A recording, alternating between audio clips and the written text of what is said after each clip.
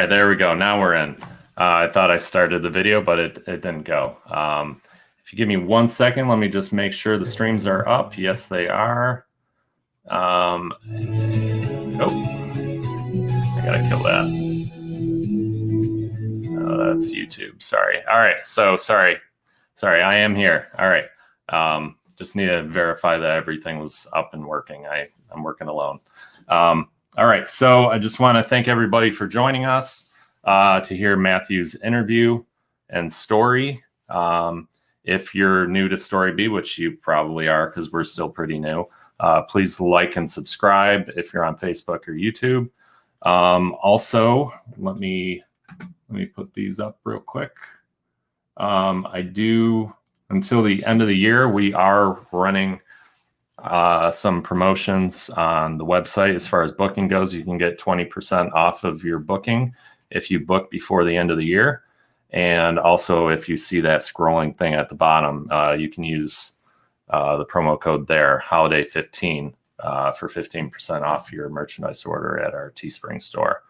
So anyways, let me just introduce Matt. Matt is my cousin. He was I think he was the first person who actually shared my last video post on Facebook, and I saw it and I loved what he said. And just, you know, I've known Matt for a while, but there's also a lot of mystery because he's been away from the area when I was growing up. So we'll get to all that. But anyways, let me introduce Matt. He served in the military with the Air Force, and now he's living back in Rochester, New York. So let me pull him in. Say hello, Matthew. I think you're, hang on, I got to unmute you. All right, go ahead. Now you're good. How you doing? I'm doing good. Good, congratulations. This is a great idea. Thank you. I appreciate that. Yeah. Let me pull off these distracting banners. There and there. There we go. All right.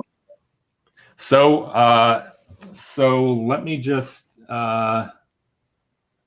say this. I was going to say this earlier in the introduction, but to everyone who's watching live, feel free to ask questions for Matt.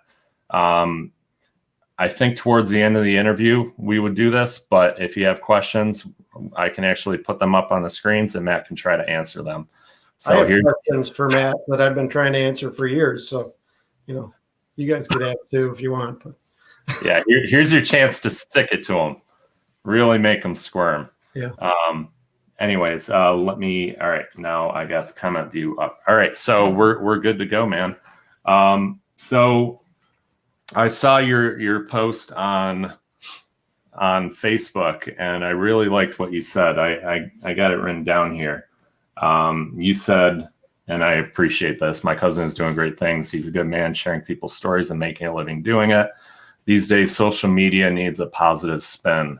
Here's one. What will your story be? So why did you, I know we come from a very, I wouldn't want to say frugal family. I don't think you shared it because you were going to you were trying to win a free interview out of this. It sounded like you truly connected with what Story B is doing. So why did you post that? Yeah, no, I honestly just posted that because those were my feelings at the time. You know, when I see something that I know is going to be a benefit to people, and it's a positive way to use, social media and interact with, family and friends who, are far away, where they just can't see them right now. This is the type of thing that we need. We need a way that we can interact, share stories, maybe tell a few things about ourselves that people just don't know. Sometimes distance does make the heart grow fonder. But, in this case, it gives us a way to interact and share. And so I think this is a great concept. Anybody who knows me knows I kind of wear my heart on my sleeve, and if I see something that I like, I just say it. So that's why. You and me both, man. I think I'm hearing sound from other windows. So let me close these out real quick. All right, I think that's better. I hope I don't get a ding every time somebody says something. So yeah, one of the, this will be interesting to you. One of the reasons why I started this was because of our grandparents. As you know, our grandparents, they hid Jews during the war. My wife captured their interview on a little flip cam, but to me, it was everything, just preserving that. And I know the quality, the quality wasn't that great, but I have a collection of that stuff, and I'm telling you, I don't know what I'd do without it. And I believe it's just really important to preserve stories, and I'm sure you share that too. I mean, your dad is the one who introduced, to the entire family, hey, we're going to hear Grandpa and Grandma's story. And at the time, I didn't realize how important that was. If I knew what I'd be doing now, I would have paid more attention. But I'm really glad to have that. Yeah, absolutely. Our grandparents, I think we're very fortunate. We're very fortunate to have had grandparents that we could look up to, that had great values, that loved this country more than anybody I can recall, including myself. I love our country. There's no doubt about that. But, what they went through and what they endured and what they were able to do in the face of that is something that shouldn't be overlooked, and it should be talked about, and it should be shared. So, they're the best people that I think most people in our family would say they're the best people they've ever known. And I believe that. They were great folks. I agree. And they are, the legacy that came off of our family. I mean, I think there's a reason why our family turned out the way it did, was because they were at the top of it, just modeling what it means to be a good human being, really. Are you getting those notifications, or is that on my end? I don't think they're coming from me. I turned off my email notifications, so hopefully I cleaned house there. I'm trying to figure out where this is coming from. I may have to go on. Maybe somebody's sending you those little hearts and thumbs ups. That's what it is. Is that what it is? Probably. I don't see them popping up. I'm not that guy. I don't really know about these things, but I've seen them. Yeah. People who know. There's a heart. There's a smiley face. Yeah. Flying across the screen. Beautiful.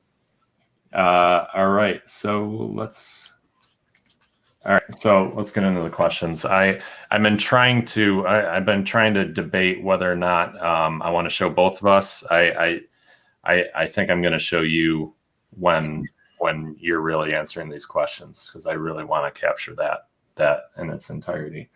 All right, so let's start from the beginning. Tell me, where did you grow up? What kind of home did you grow up in, and what were some of the values that were instilled upon you?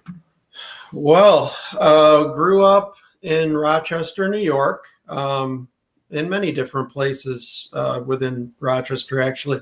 Always had a Rochester address, but lived in Gates at one time, lived at another house in the Gates area another time.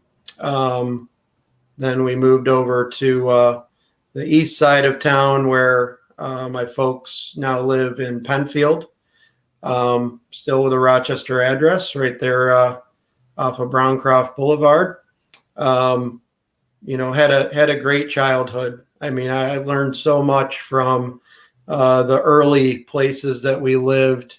I hate to sound like, the common story that people tell, it didn't have very much, or, things were tight or anything like that. It was a really happy time. We're not a wealthy family, but we were doing okay. And the best part was our parents always made us feel, like we brought value. And, no matter where we were or where we lived, that our parents did a great job of doing that for us. Me and my sister, Christine. But really, I think the biggest change was when we moved to the east side of Rochester, and we were a little bit closer to our siblings, and our cousins and aunts and uncles. That's when things changed quite a bit for me personally. At that point, we spent a lot of time together. You almost couldn't go a day without seeing a cousin or an aunt or an uncle, and those were good things. I remember, growing up, that it was expected that you would see family members every week and spend a lot of time with them, and those are really happy times for me. Especially going to church, being in youth group, enjoying time with friends at Rochester Christian Reformed Church, and with family members. That was really a good time. And the schools were a little bit more positive for me as well. I remember, being on the west side of town, things weren't always quite as happy or pleasant as they were on the east side. And I really appreciated my parents' willingness to kind of, pack up, get us closer to family, and get us into a little bit nicer area. At least that's the way I recall it. But growing up, certainly, even being in Gates, I can remember some really great things that happened. Some of my most memorable holidays, Christmases, things like that, are in that small yellow house on Deming Road. I can even tell you what some of the presents were that I opened in that house. That was those were the most memorable, I think, for me. So it sounds like from an early age, family matters. Like family mattered big time. Yeah, family was really important. Being able to trust one another, being able to confide in one another, always knowing that even if things weren't going well, that someone was going to always be there for you or always be home, were very important for me. And then one, without getting too mushy here, I know one statement that my dad made to me when I was very young, because his parents divorced when he was young, and he told me one day that I would never have to worry about that, and that was a very positive statement. I remember when he said that, and it stuck with me, and I think it's probably one of the reasons why my marriage is so strong today. Wow. So I mean, you can't thank your parents enough for something like that. No, they're the best people that I know. They've taught me a lot. They teach me about patience, and they teach me about being inclusive and being objective about a lot of different subjects. And in today's world, that's come in pretty handy. We got a lot of things going on. We got a lot of things that we're seeing in the news, things on social media, and it's very important not to have kind of the blinders on and not think about other people's perspectives. And they've instilled that from a very early age. It's very important to think about what other people are saying and be inclusive about their viewpoints. And I've always tried to do that. I like to stay grounded in the things that I know to believe are good and right and true. Mm-hmm. But at the same time, it doesn't mean that I can't listen to other people's viewpoints. So, my parents taught me that. That's great.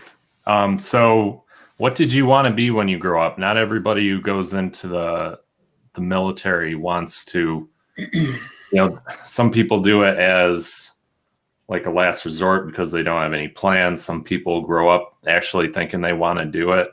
I think your dad worked for Chase Pickens back then, and now he's at Wegmans. But did you have a feeling for what you wanted to do, or what did your call into the military look like? Well, I think I fell into that category you just mentioned of someone who didn't have a lot of direction as far as what I wanted a career to be. I took about a year off after high school. I did work. I had a job at Chase Pitkins. I worked in a lumber yard over on Holt Road. I was there for a couple of years. It was a great experience for me. Pretty hard work, but I learned a lot doing that job. But ultimately I needed to make a choice, and I knew that I needed to leave the house. Eventually you got to go. So I can't stay there forever. And when the Air Force came calling, I felt like I had the right mindset to be a service member. I knew that, if given the right direction, I would be able to focus and do, what I needed to do to succeed in the military. And I think for a lot of, kids like me who maybe, weren't focused or didn't have, an exact plan, the military can be a great fit. It just so happened that I was thrust into a career in the military that was perfect for me. It was mechanically based. It was all about equipment and troubleshooting and working on aircraft. And that's where I spent the next 20 years.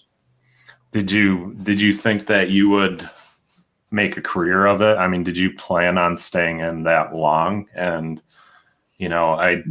coming from such a deep-rooted family, I can imagine how difficult that decision was. Yeah, tough to leave home. And no, I didn't plan on staying in for 20 years. I planned on 4 years, and 4 years went by pretty quick. And then there were some they call them selective reenlistment bonuses that were available at that time for my career field.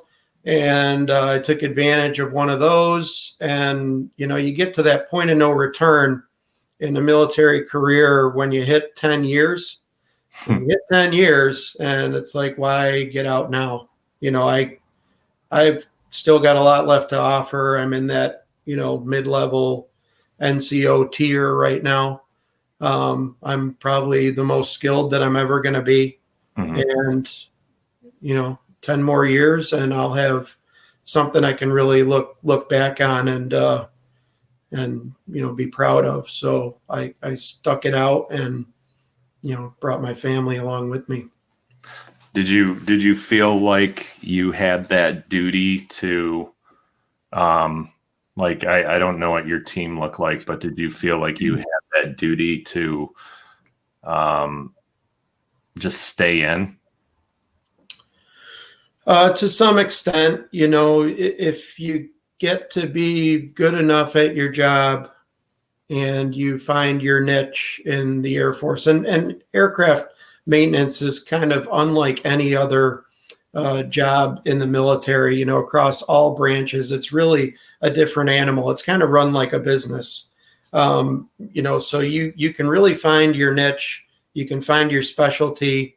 And if you're really, good at what you do, it really, just gives you daily affirmation, like Stuart Smalley here, but, people love me, but, no, it gives you a great feeling that you're doing something positive. It's not that, other branches don't have that, but every day you get to see the fruits of your labor. You get to see, your aircraft flying around, doing training missions, or when you deploy, doing the real thing.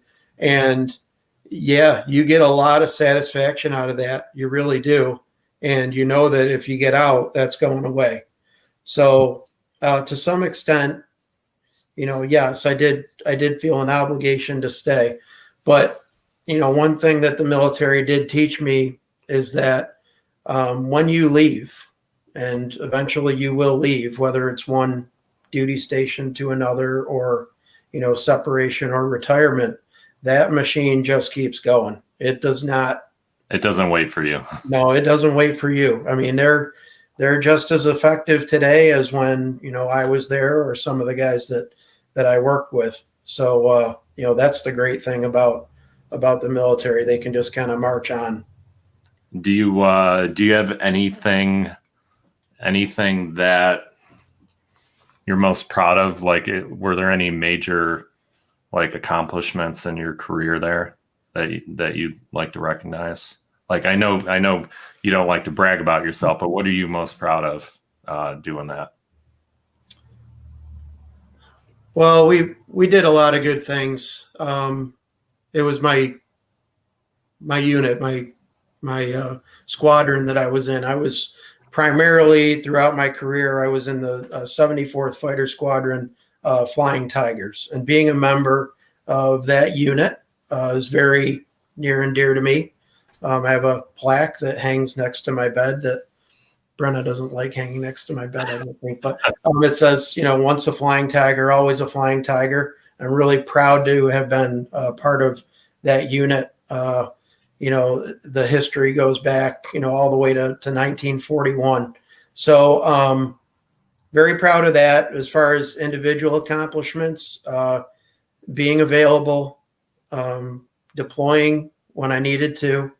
I went to, many different places overseas, and, I won't get into, exactly what we did when we were there and what the results were. But in my mind, it's what we needed to do.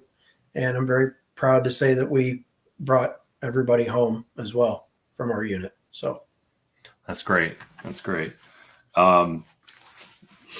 So at what point did you realize that, I mean, you said you made it to 20 years, right? At what point did you realize that it's time to come back to New York and get back connected with your family? And why did you move back to New York? I mean, you had lived in Georgia for how many years? What brought you back? Yeah, it wasn't an easy decision. At least for me personally, I had friends, in Georgia. That's where all my buddies were. Some of them, found a way to find a career path, maybe not exactly where we were in South Georgia, there in the Valdosta area, but, somewhere in the South. I felt that our best opportunity for a family, for education, and, for me personally, was to move back up to an area I was familiar with, and, and find something that I could do here to be successful. That was something that, my wife and I talked about, and we had to discuss at length before doing. But, eventually I had a great opportunity put in front of me, to join a great team at Wegmans. Wegmans had an opportunity for me to come in and do probably the only job that they have in their entire company that is somewhat transferable from what I did in the Air Force, and that was being a fleet maintenance department manager, or at that time a team leader. So that definitely make it easier. Yeah. From a maintenance aspect, it was pretty cool because I knew a lot about, maintenance and maintenance procedures, troubleshooting, root cause analysis when you have issues, things like that. So none of that was really foreign to me. But I had to learn all about trucks and trailers because these are not airplanes. So a little bit of a technical drop off going from, the A-10 Thunderbolt 2, which was the airplane I worked on most of the time, down to, tractors and trailers. Yeah. All right. What was it? Oh, yeah. Yeah. I was going to ask you, so, and, we're going to have personal questions, riddled through this. I don't want to make you tear up too early. No, I think I got that out of my system. So go ahead. Yeah, we'll see about that. We'll see about that. As far as, was there a family sacrifice by living in Georgia and being away? I mean, not only being away from New York and the family that you grew up around, but just for your personal individual family with your wife and kids, was there a sacrifice to your serving this country? Can I just say yes? Yeah, expand upon that. Yeah. Well, yeah, there was. It was a lot of time spent away from home. I think in the time that I've been married, and I think I made this statement at my retirement ceremony. I believe I owe my wife about 4 years and 3 months or something like that. If you put everything together in the time that I was gone. So, some of the shorter temporary duty assignments, were not too bad. You can go a few days and then come back, or a couple weeks and come back. But 6 months or a year at a time, or 90 days at a time, that can take quite a toll on your family. She's my wife, Brenna. She's an amazing person. She's had to deal with a lot in her life. She had to support the family when I wasn't around, and sometimes when she wasn't available. My oldest daughter, Mackenzie, would take up and do some things, do some chores, things around the house. So it took a toll on everybody. I think time will tell how much of a toll, but we're a strong unit. We still love each other. Sometimes are better than others, but we still love each other, and we still enjoy each other's company. So it's a sacrifice, not one that I can really explain. When you're out doing the job, like the last deployment I went on was to Afghanistan. That was in 2013. 6 months being away, and at that point, those were some tough years to be away. Or tough months to be away. You've got, a daughter who's right around 14 or 13 years old. My son was 11 or 12. Madison was, even younger than that. So, not having dad around is probably a difficult thing. And then, the thing that they try to kind of school you up on is, and they get a hold of you about a week or so before you get back, is your reacclimation time. So you've been gone for a long time, you come back, and that can be difficult for people, to come back and suddenly be thrust back into family life, and you haven't been there for a long time. Now you're back. How do you handle that? Yeah. Some people handle that better than others. Yeah. But I mean, heck, you said you've been married. How long have you been married to Brenna? I thought the tough questions were later. Well, I dated my wife 7.5 years, so I even have to think back sometimes, like when it all started. 22 years in January. Wow. And she hung with you through, like you said, all the sacrifice through the military, and you're still together. That means you got something that you're proud of. And I mean, I as cool as it is that you've served our country in the way you did, just knowing you, I think you're most proud of your family, right?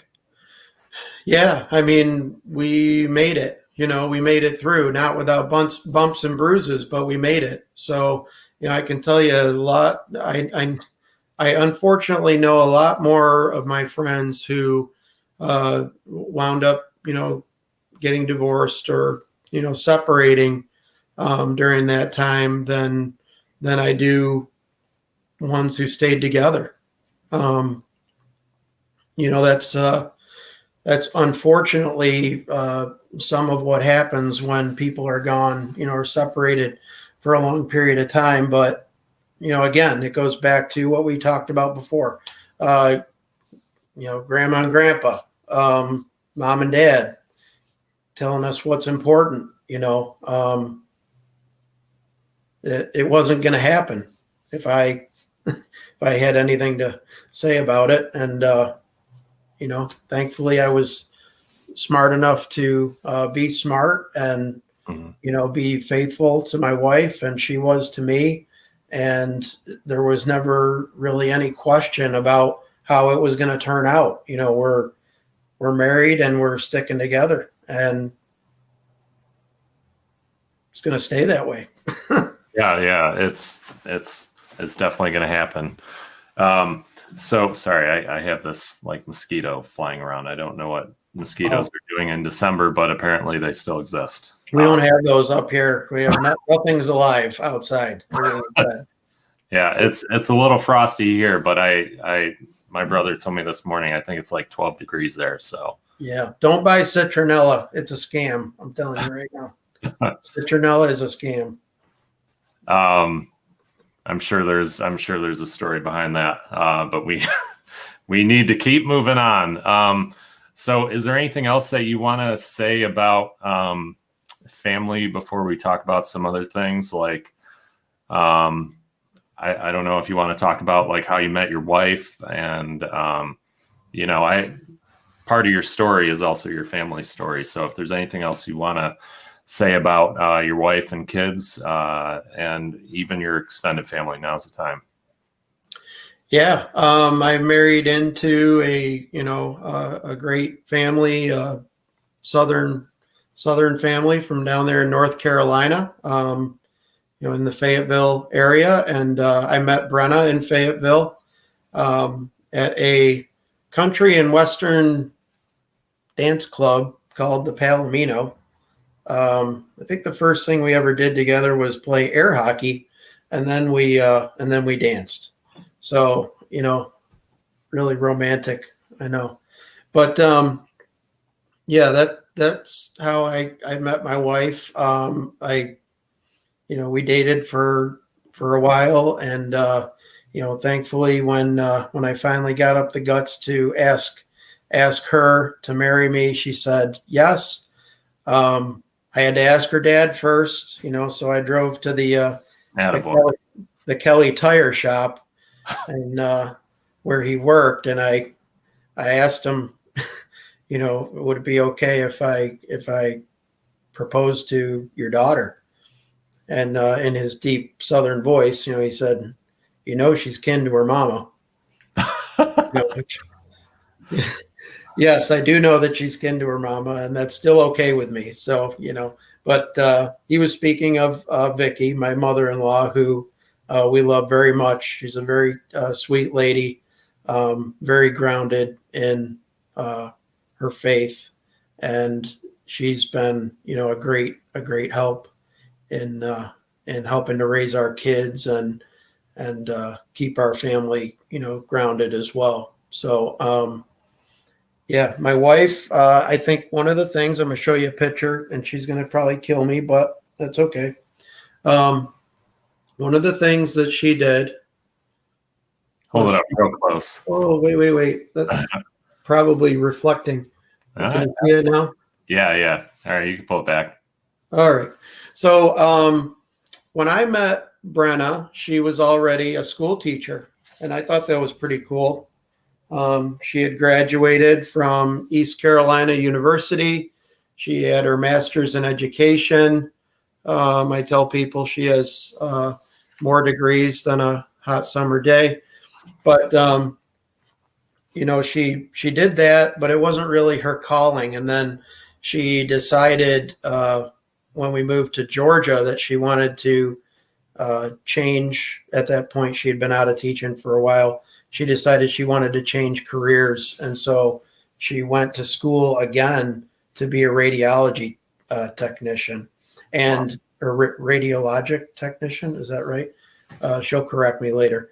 But now she's very skilled at this job. She's one of the best, at at at the lab where she works, and now she does 3D modeling for the images that are taken. So she'll take an image that an X-ray, or a scan, and she'll turn it into a 3D model, and then the doctors can look at it and decide what to do.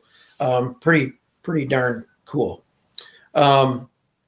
So very proud of her for taking a chance and going back to school and doing what she wanted to do, and now she's very successful with that. So I'm very, very proud of that. Real quickly, here we are when we were so young, Babies. just babies. Now if you look at that picture, that basically looks like my son Caleb and my daughter Mackenzie. But then, like I was speaking about earlier, my parents. Love it. That's a great painting that was done by Jim Christie. And, they're just the best people that I know, and they have a lot to do with my story. So, that's my wife and me. And then I'm going to show you a picture of my kids real quick. And I apologize for all the pictures, but No, I'm glad you did that. so this is a very, oh my gosh, this freaking reflection is just killing me. Yeah, I think in the future I'll ask people to take it out of the frames.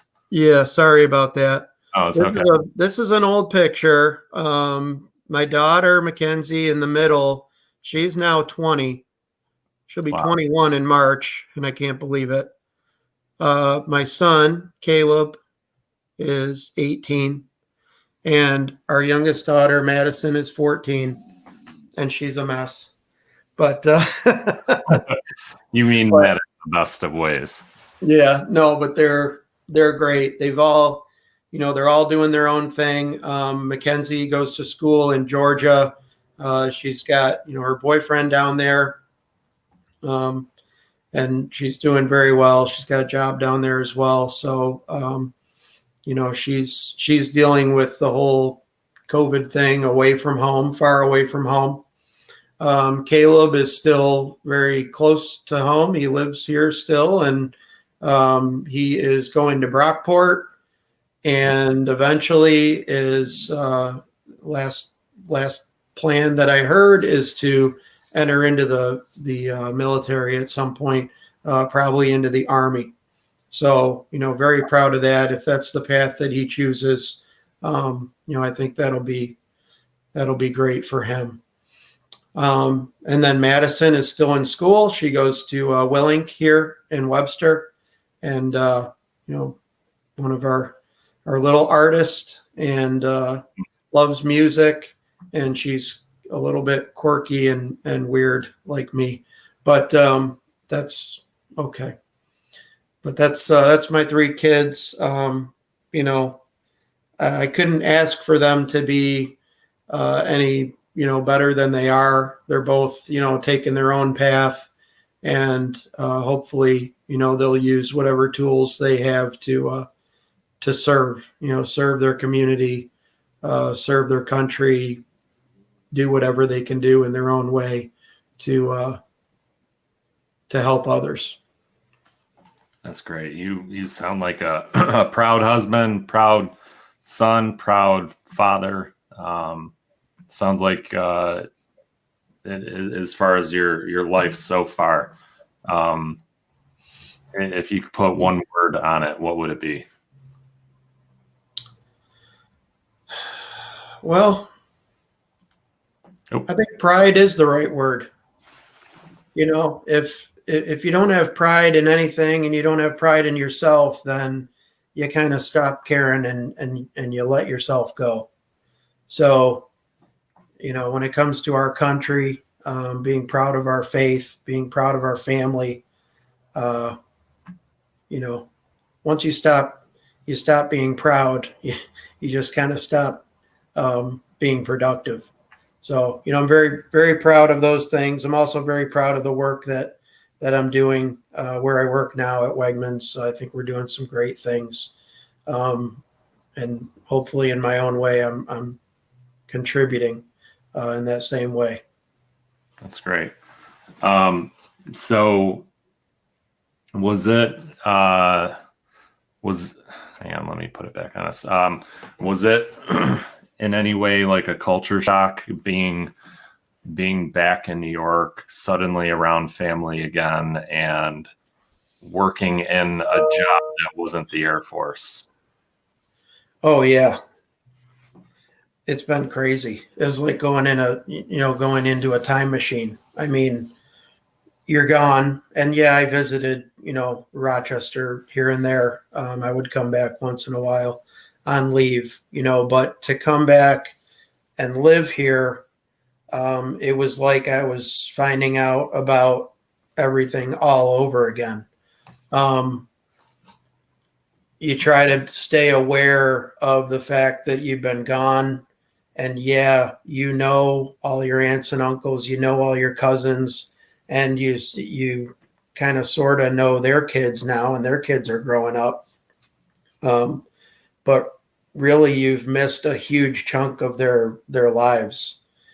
We stay connected, somewhat through social media and whatnot, but it's not the same as being really close to a family for your entire childhood. Yeah.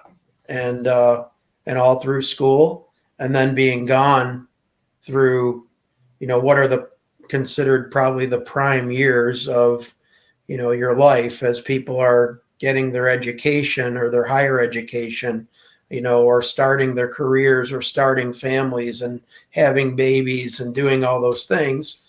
And you're gone, and then you come back, and now all of a sudden there's kids everywhere, and you don't really know a lot about them. So yeah, that was kind of a culture shock, and it still is today. I struggle with connecting with everybody. It's not like talking to strangers. I know who everybody is, but I only remember them as they were, for the most part, when they were 17, 18, 19, 20, not like they've been the past 20 years. Well, now I've been retired now for since 94. So, I've been retired since 2014. So I've been retired for a few years now, and, we're starting to get a normal. Yeah, get kind of a new normal going on. But yeah, it is different. The other part of your question, though, about, I think what you were getting at was maybe being thrust into corporate America. Yeah. That's been really weird. I struggle with that every day. I don't really know if companies fully understand the differences between a military career and a corporate career, and the challenges that can come from that. But, it can be very difficult for someone who's kind of regimented and things have to be a certain way. and it's very results oriented in the military or in the Air Force. And often those results have to happen, now. There's not, oh, we'll have a meeting about a meeting and then, we'll talk about that in a couple of weeks. It's, we got to do something now. It's going to be fixed in an hour, and then we're going to move on to the next thing, and that's what we did. Yeah, and you probably assume that everyone around you is going to react the same way too, and they don't live by that same culture that you did. No, and and there's a time and a place for that. In a military setting, there's a reason why it's that way, because it's appropriate for what you're trying to do. In corporate, settings, you're not as concerned about results as you are about, you are concerned about results, but you're also concerned and consumed with developing people, and making sure people are getting learnings out of the process and they're contributing so that everybody feels, included, and all those types of things. And those touchy-feely things weren't always, things that I dealt with in the Air Force. It didn't really matter if you wanted to do it or not. It didn't matter if you felt like it or not. Yeah, orders are orders. Yeah, it didn't matter if it was raining outside or if it was, 120 degrees. You were doing what you needed to do. So yeah, that's been very different. Trying to, get into that. I think one of the things I did, I'll share this with you. One of the things I did was, that Wegmans did for me, was they sent me to a course called Dale Carnegie. My father-in-law actually works with Dale Carnegie.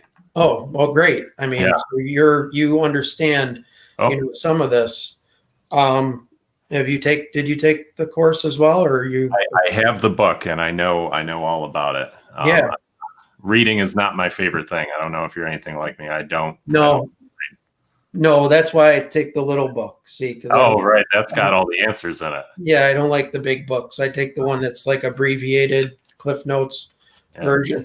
But anyways, the short and sweet of the Dale Carnegie class is that, and at least for me, when, having a pretty grounded past and, trying to do things that you've been taught your whole life are good, like treating other people with respect, and making people feel included in conversations and things. All the things you kind of learned about when you were younger. Well, the Dale Carnegie course kind of puts that into a different format. Mm-hmm. And it teaches you that those things are still important. It just kind of teaches you in a different way. And there's 32 principles, I believe, in the Dale Carnegie course. And it was a great experience for me. It really, I wouldn't normally, toot the horn about that, but it really kind of changed the way that I looked at interacting with people at work. And now I'm not so, I try not to be so rigid. Bullish, and rigid, more kind of, absorbing and trying to listen, to things. And it was a huge help to me. So give that one a plug. That was a great experience. That's great. We're getting close to the end now. I did, because I have your father's number, I did ask him if there were any questions that you would want me to ask Matt. What would they be? I asked him for one question. He gave me three. I guess he couldn't decide. And let's see. The first one he asked, and by the way, let me say, whoever's watching, I don't know how many people are live with us right now. I know your mom is, because she did the heart eyes emoji. Anyway, your dad asked, hi, Aunt Alice. See the perk of interviewing family. I actually know that people are watching. Um, your dad asked, what's your favorite memory growing up?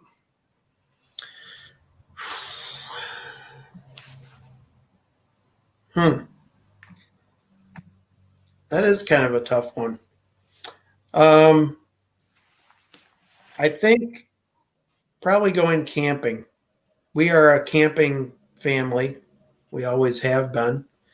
Um, you know, going to different campgrounds, kind of off the beaten path with mom and dad. Even, before we got the campers and we started glamping, right? Oh, right. We Yeah, I'm we doing. used to have tents. Yeah, we used to have tents, believe it or not. But that was a lot of fun, and I do still recall those things. Um, most most of what I recall from camping, though, that came from being up at Aunt Betty, Uncle Aukie's property. Really, that place when he decided to get that piece of property in Dansville, that kind of changed things for the whole family. Really, I mean, it was a place to congregate. It was a place to camp and feel comfortable with family, play games. You knew you were always welcome there. And anything that I ever learned about camping or, being outdoors, I think in some way, in most ways, probably came from camping there. And those are really positive experiences. I don't recall ever, having a bad experience camping at Uncle Aukie's land. And I'm really grateful. I know my mom and dad are grateful for him letting us come and stay there once in a while. It was really cool. Even more recently, we've been able to have our camper up there a few times. This past year we were blessed to get our own piece of property, so we since moved our camper to another spot. But we'll never forget those times at the land. Yes, the land. That is what we called it.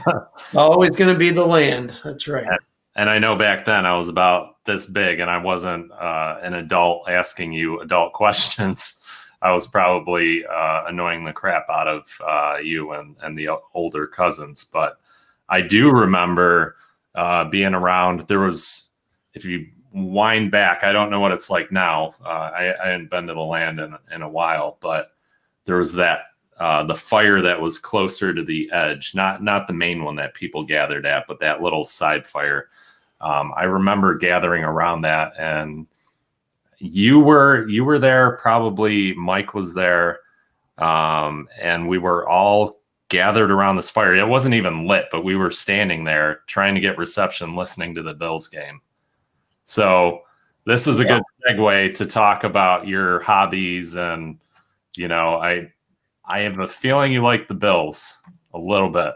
Yeah, well, I was going to try and play it off like I'm not really interested in sports or football, but everybody knows I'm a psychotic Bills fan. So, I have drugged my memorabilia, my Bills memorabilia, to every place I've ever been. I hung a Bills flag in my tent when I was in Kuwait. I had you had a shack. Oh yeah, I had Bills gear on in Afghanistan and in Iraq. My room in Germany was covered with Bills stuff. So it's just followed me anywhere I've ever been. I even had a Bills patch on my uniform, at least my demo team uniform back in the day. So, I'm a huge Bills fan. I'm so proud of what the team is doing now. I think one of my proudest moments, though, even though we're having great success now, and I'll share this with you real quick. All right. Well, you got a Bills tablecloth made out of a blanket. Yeah. Yep, Bills tablecloth and a blinking hat, if you can see that. Bills hat. Yeah. So when I retired from the Air Force, Jim Kelly, and he has a fan club, but Jim Kelly signed this letter to me, and I never forgot, about the Bills. It's not just about the football team or about, liking football. There's a lot of fans out there, but being a Bills fan is different.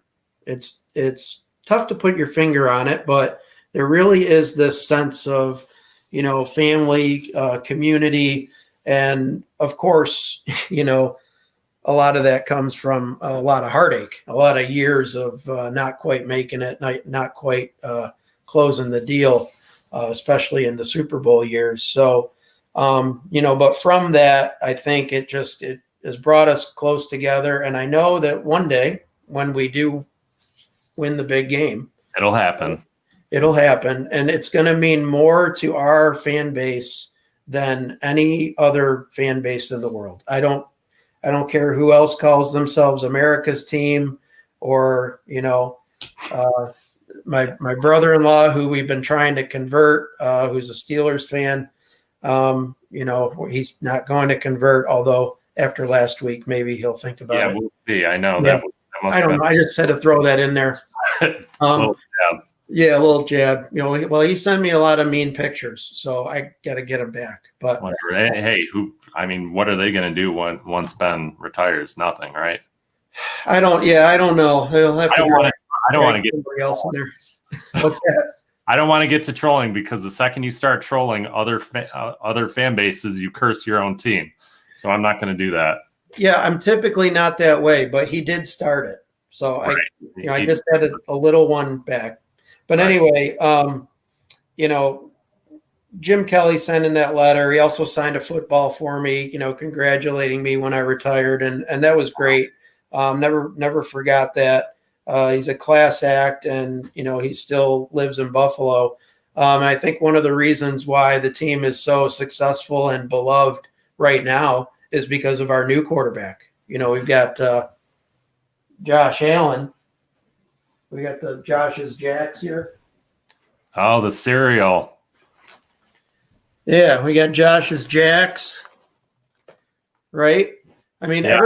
Everybody loves this kid, and it's not just because he can play ball. I mean, he seems to be a really grounded, humble, blue collar, all the cliched things they say about him, right? Yeah, blue collar kid, the type of person you would want leading your team. And then, of course, he's really involved in the community. If you haven't already, you can go to the website there and donate to Oshai Children's Hospital on behalf of his grandmother who passed away. They have a whole wing that was named after her now, which is just great. But I think so far they've raised, through that effort for the Children's Hospital, they've raised over $700,000, if you can believe that. Wow. Just crazy. So,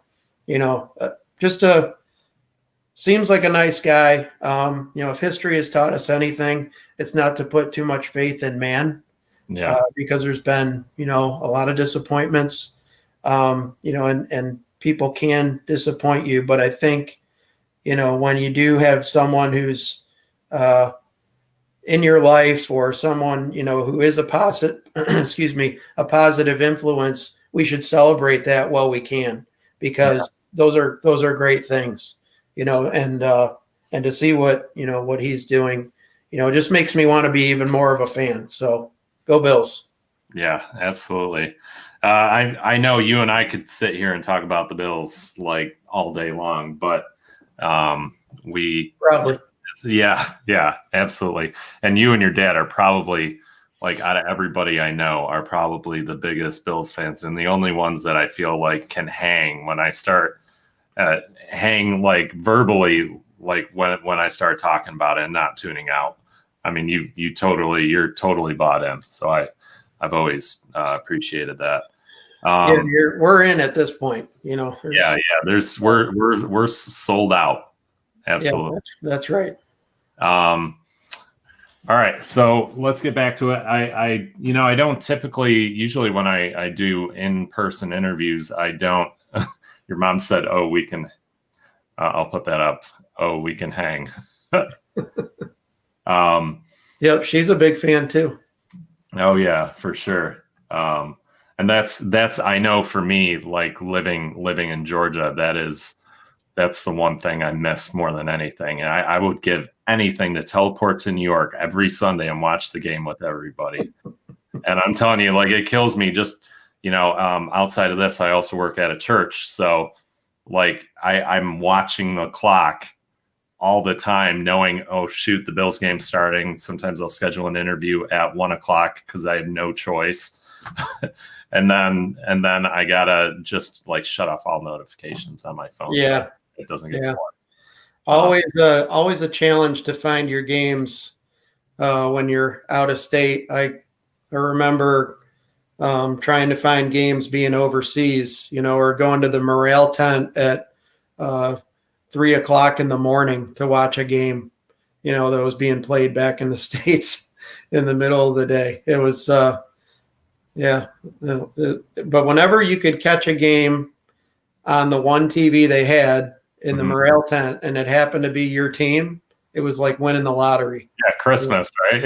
Yeah. Well, you always hope they played a team that was popular, like, Steelers or Dallas or somebody, because then it's going to be on, right? So, yeah, and us Bills fans would be in the back corner, like, woo. Yeah, now that we're getting the primetime games, it's weird because we didn't have those. So that was actually your dad that said that. Apparently, he's on your mom's account right now. Oh, yeah, that happens. Yeah. Older people, when they get old, they share Facebook accounts, right? Share everything.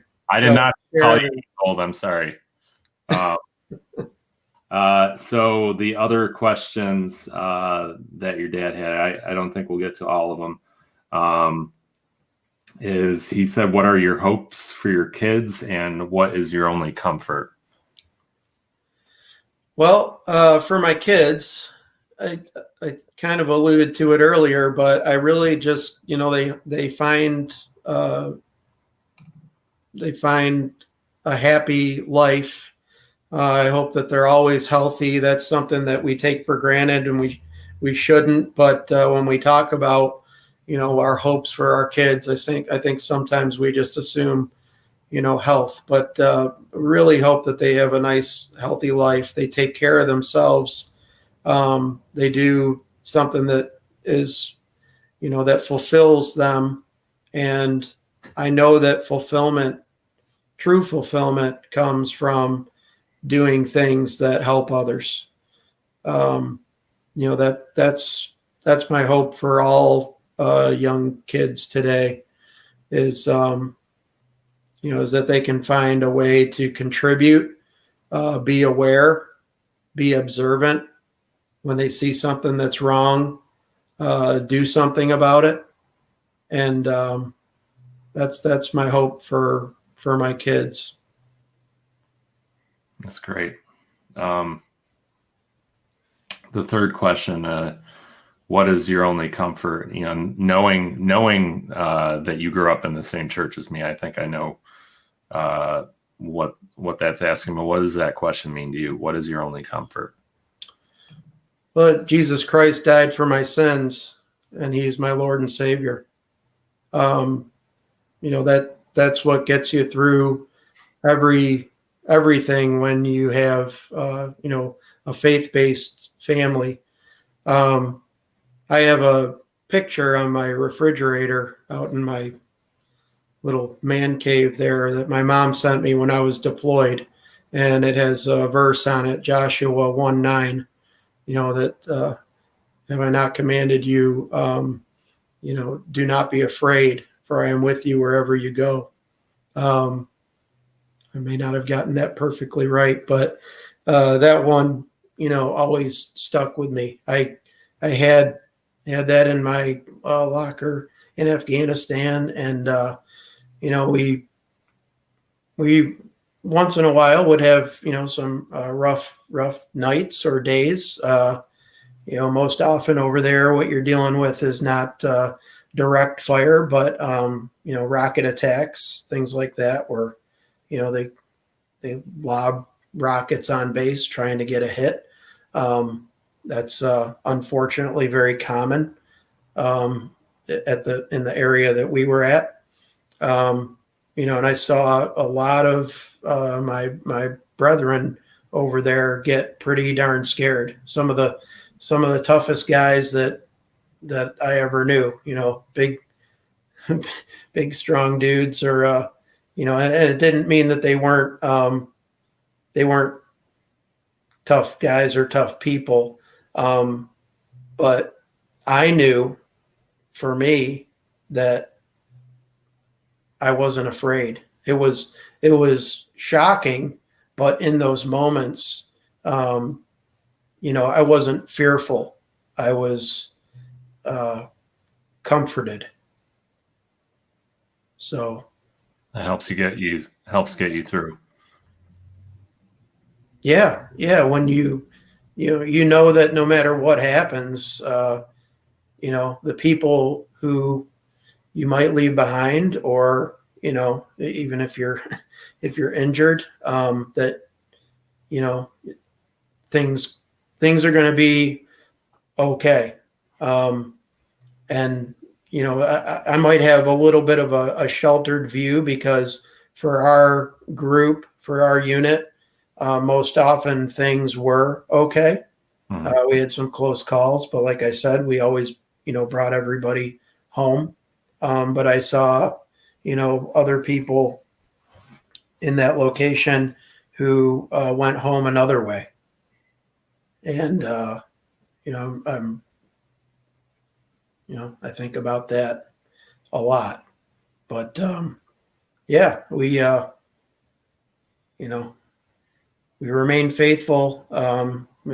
Having that background to me is the best thing that ever happened to me. Just being a believer, and knowing that no matter what, God's been there with me. So I used every bit of that to my advantage, and I was very grateful to be raised that way.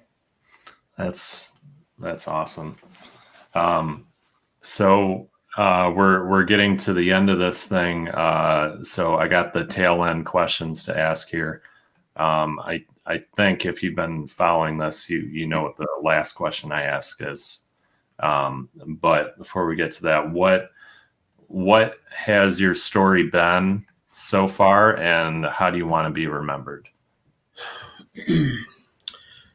Oh, well, my story so far, I think, has just been that um, I used the talents that God gave me the best way I knew how.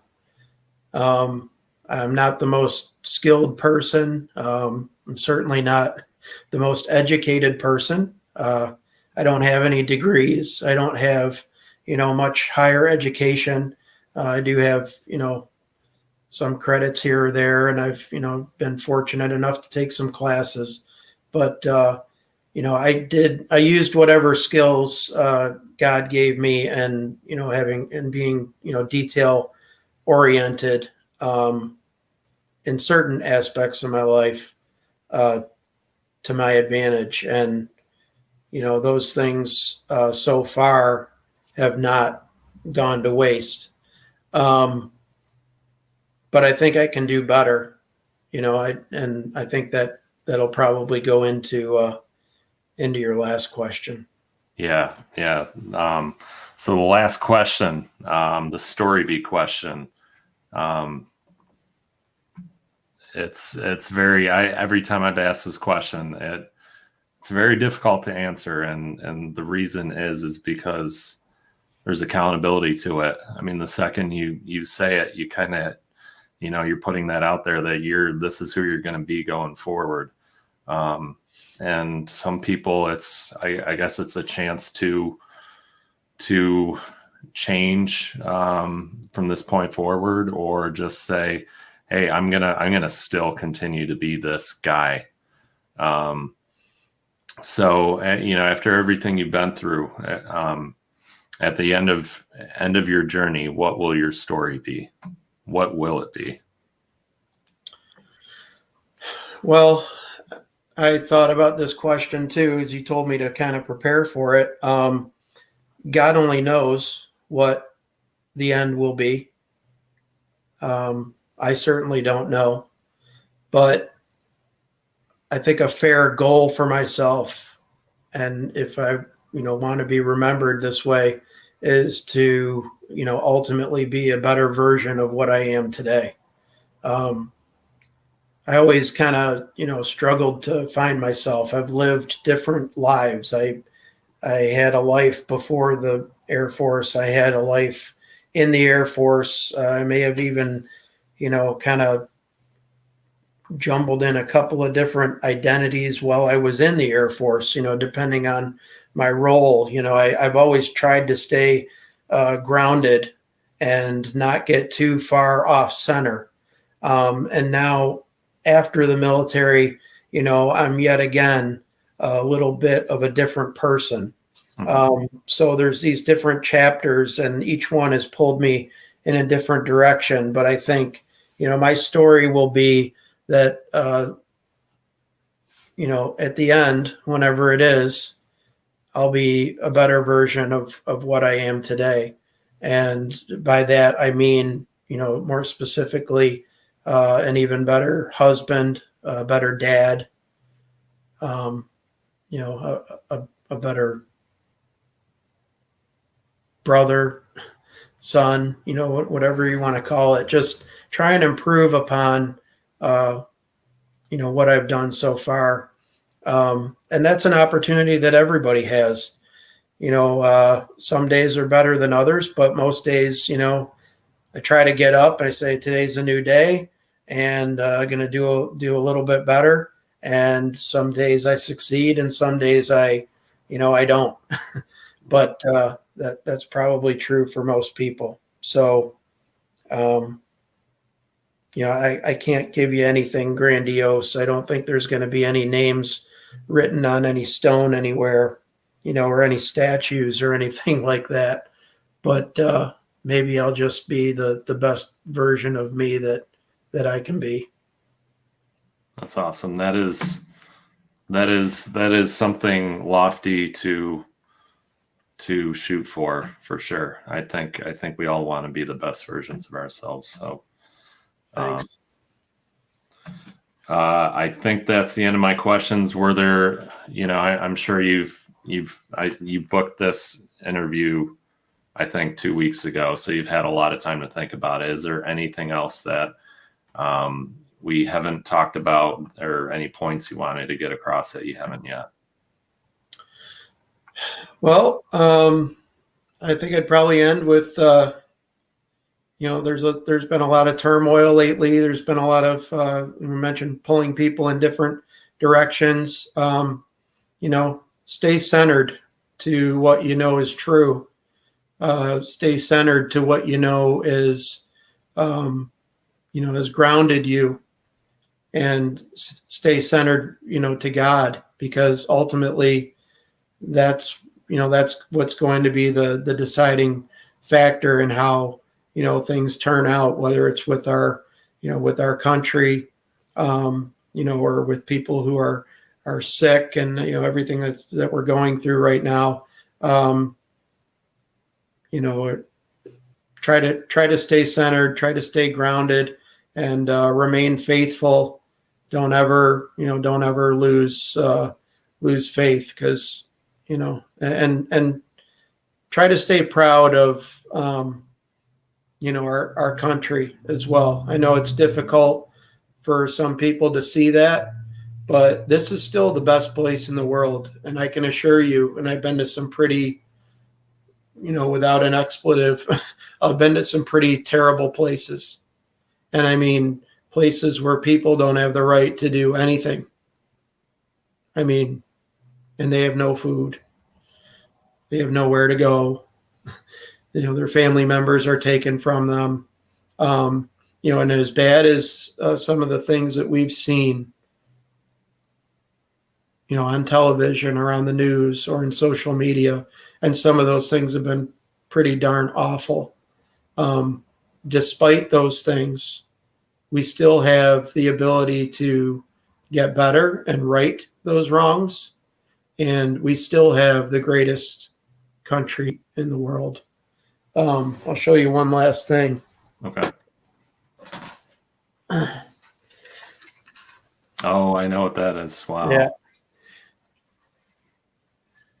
Yeah. My grandfather made that. I think it's got to be the last thing he ever made for me. As far as I know, there's only a couple of them out there, and I got one. But he was proud of a couple things. Number one, he was proud that this was made out of 8 different kinds of wood. It took him a long time to make it and get all the different types of wood together. But more than that, he was a proud American, and I mean, came here from the Netherlands, barely knew any English, made a life for himself and his wife and his family, and ultimately, for all of us. And he didn't fly the Dutch flag at his house. He didn't fly. He had that on the back of his car. He was an American, and he was very, very proud of that. And I am too. So, wow, that is a great way to close it. I mean, that's full circle for sure. And I actually have his. I have a nativity set that he made. I have little things all around the house. Yeah, I know. Which one do you have? Do you have the painted one or do you have the stained one? the painted. Oh, I went with the stained one. I just, but